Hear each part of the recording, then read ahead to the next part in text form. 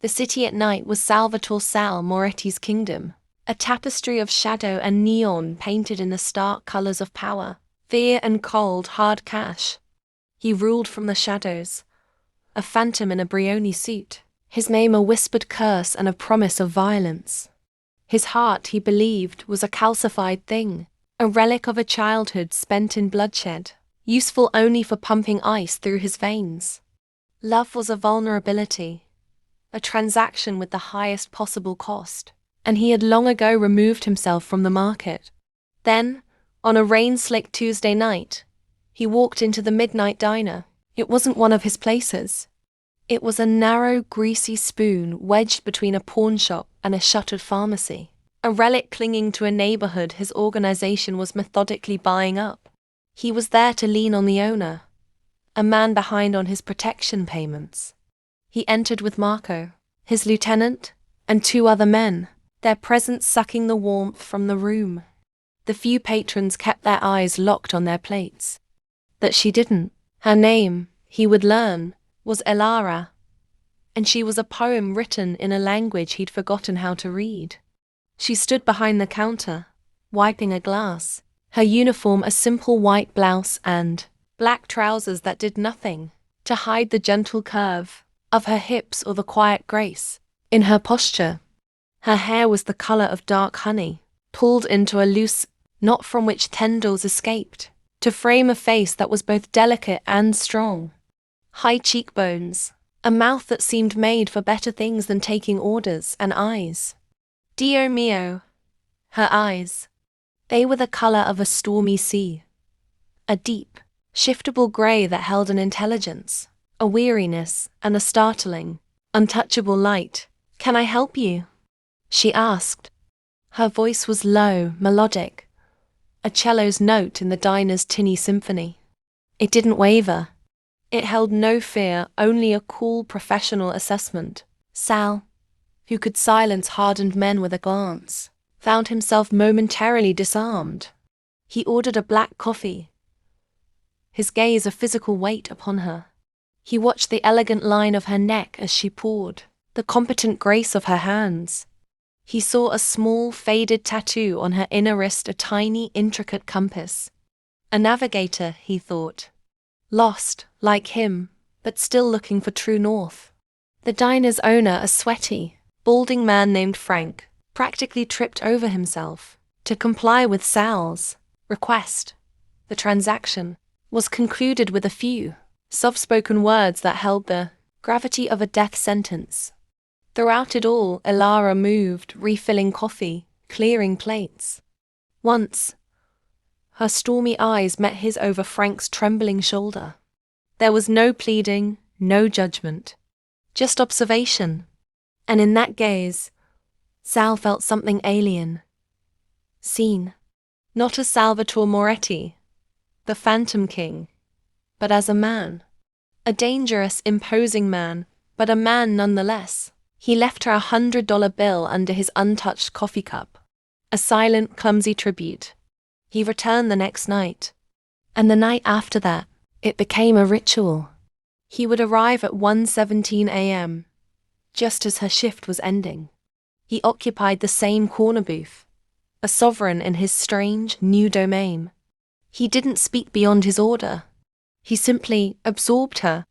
He watched her kindness with the elderly night owl regulars, her sharp wit with the drunk but harmless college kids, her infinite patience.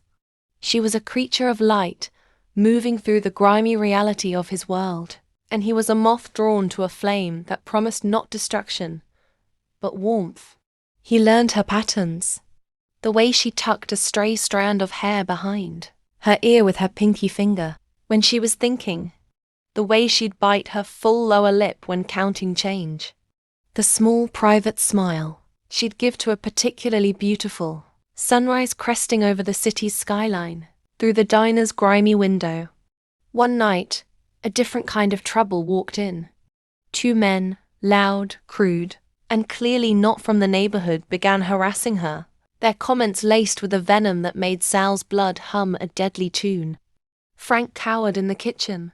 Sal was on his feet before Marco could react. He didn't need to pull a gun. He simply walked to their table, the atmosphere in the diner plunging to sub-zero.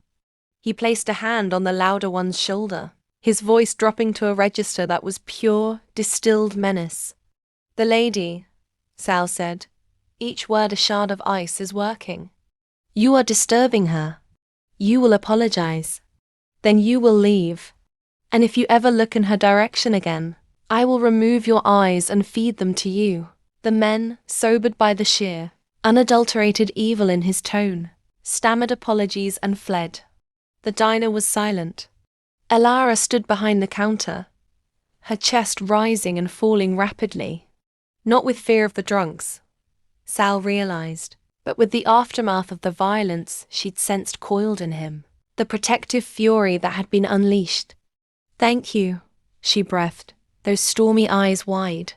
"No one speaks to you that way," he said, the vow leaving his lips before he could cage it. "No one touches you ever." He walked her home that night. The silence between them was thick, charged with a current that made the air crackle. Under the sickly yellow glow of a street lamp outside her walk-up apartment, he stopped her. He could no more stop himself than halt the tide. "Elara," he whispered. Her name was a sacrament on his lips. He raised a hand, giving her every chance to recoil. She stood still, her gaze locked on his. He cupped her cheek, his thumbs stroking the impossibly soft skin.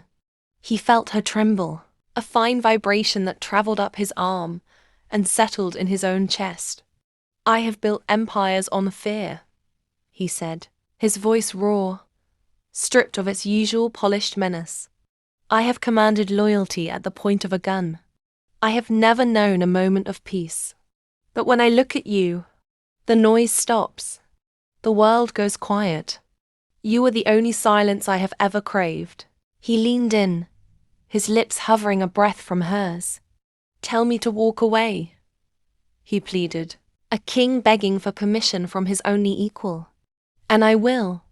I will vanish from your life and you will never see me again." "But if you don't?" Her answer was not in words. It was in the slight, surrendering tilt of her chin. It was in the soft sigh that escaped her lips and warmed his own. The kiss was not gentle. It was a cataclysm. It was the breaking of a dam held for a lifetime.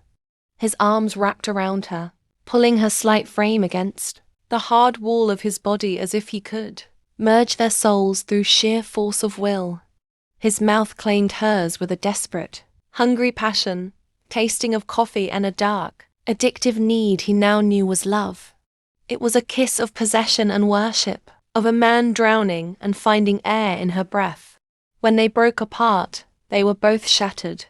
"Come home with me," he rasped, his forehead pressed to hers. "Let me show you the man I could have been. The man I want to be. For you." She looked up at him, into the eyes of the most dangerous man in the city, and saw only the vulnerability he showed no one else. She saw the boy who had become a monster, reaching for a lifeline. And she nodded.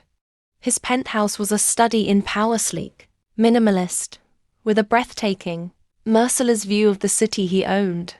But the moment the door closed, the fortress became a sanctuary. He didn't take her to the bedroom. He simply stood in the vast living room, holding her hands, looking at her as if she were the only real thing in a world of shadows. "You are the most beautiful thing I have ever seen," he said, the words clumsy, earnest. "Your smile is a wound that bleeds light into my darkness. Your eyes are the only map I want to follow." He began to undress her with a reverence that brought tears to her eyes. His hands, capable of such brutality, were infinitely gentle.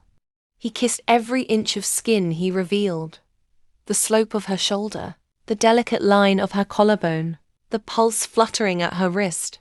He worshipped her with his mouth, his words, his touch.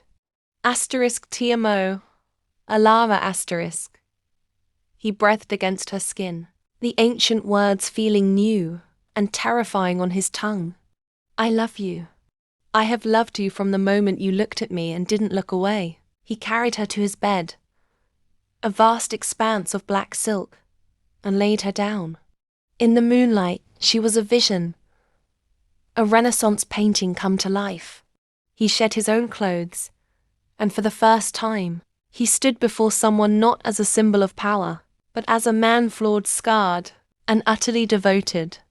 When he joined her, the heat of his skin against hers was a revelation. He moved over her, his weight a delicious anchor.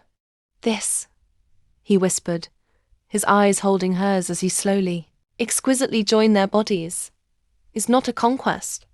This is a surrender. I am yours. My heart, my soul, this empire of ash. It is all yours." Their lovemaking was a furious, tender storm. It was years of loneliness and violence transmuted into passion, into a language of touch that spoke louder than any vow. He learned the sounds she made, the places that made her gasp, the rhythm that made her sob his name into the darkness. He gave her control. He took it back, in a dance of mutual possession that left them both breathless and reborn. Afterward, wrapped in each other, he spoke into the quiet. He told her things he had never told another living soul: the childhood poverty, the betrayal that hardened him, the cold calculus of his life. She listened, her fingers tracing the scars on his back, not with pity, but with understanding. "You are not defined by the darkness you came from, Sal," she whispered. "You are defined by the light you choose now. And I choose you. All of you."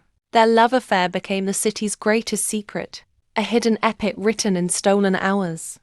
He would leave single, perfect white gardenias on the diner counter for her. She would slip notes into the pocket of his overcoat, simple words that felled him. "Thinking of you. Be safe. Come home to me." He started to change. Meetings that would have ended in violence were resolved with negotiations. He began diverting funds from his illicit enterprises into legitimate charities, into rebuilding the neighborhood around her diner. He was building a new kingdom, one worthy of his queen. But the old kingdom would not relinquish its king so easily. A rival family, seeing Sal's sudden softness as weakness, made a move. They didn't come for him directly. They went for his heart. Elara was leaving the diner one morning when a black sedan pulled up. Two men got out. She knew, with a chilling certainty, who they were and what they represented. She didn't scream. She just looked at them with those stormy, fearless eyes. Before they could lay a hand on her, Marco was there, stepping from the shadows, his gun drawn. A brief, violent exchange ensued. Marco took a bullet in the shoulder but took down both assailants. The street echoed with silence. Sal arrived minutes later, a storm of pure, unadulterated terror.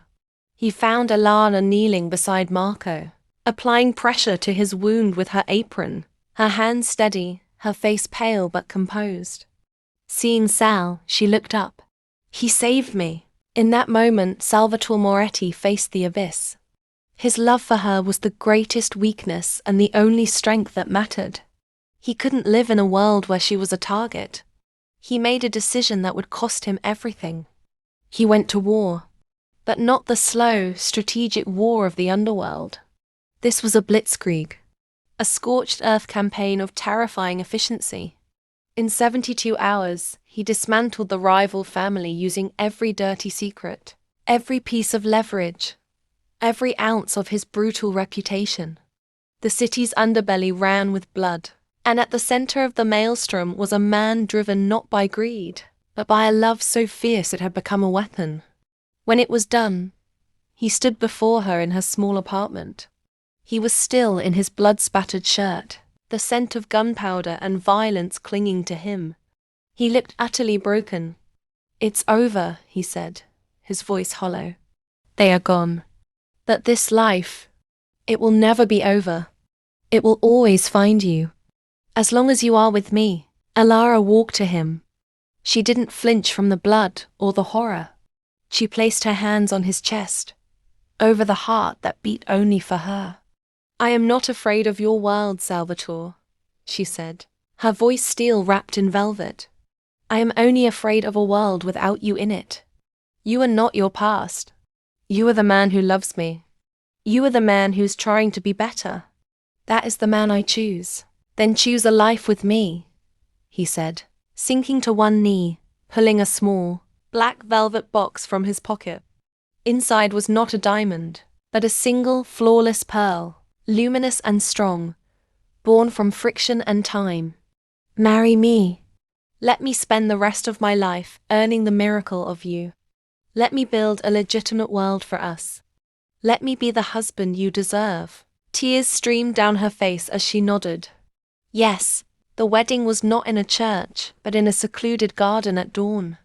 The guests were few. Marco, his arm in a sling.